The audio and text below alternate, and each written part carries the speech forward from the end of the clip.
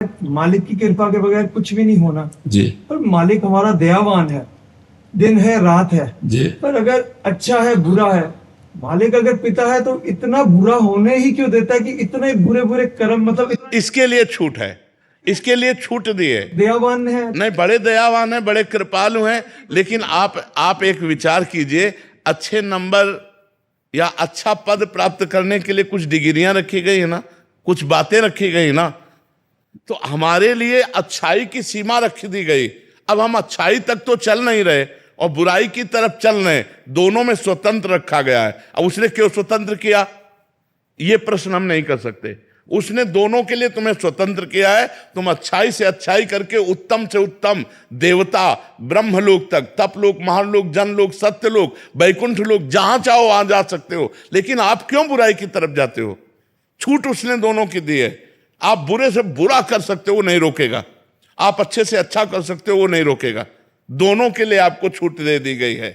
अब ये कह दो कि वो दयालु है तो बुराई बनाई ही क्यों, ऐसा नहीं हो सकता। सीमा एक जैसे मालिक की खेल है। सीमा तो है, जब ज्यादा बुराई करोगे तो तुम्हारा विनाश कर देगा, ये सीमा है।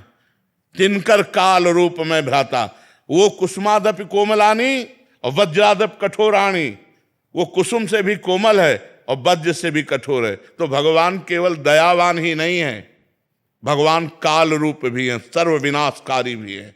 आप देखो ना, क्षमा कर देते रावण को, क्षमा किया, काट के फेंक दिया। क्षमा कर देते कंस को, क्षमा किया, मार के फेंक दिया, मिट्टी में मिला दिया।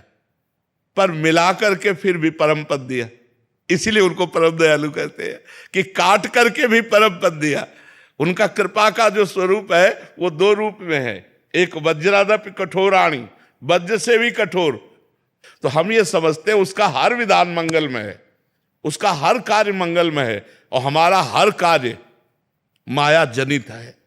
हमको होश में चलना है, नहीं हम वो विधाता। जैसे देखो, आप अच्छे कर्म करते हैं, जब हमारे बच्चे खेल में, तो प्रधानमंत्री उनसे बात करते हैं, प्रधानमंत्री लेकिन वही जब गलत काम करता है तो न्यायाधीश उसे फांसी दे देता है।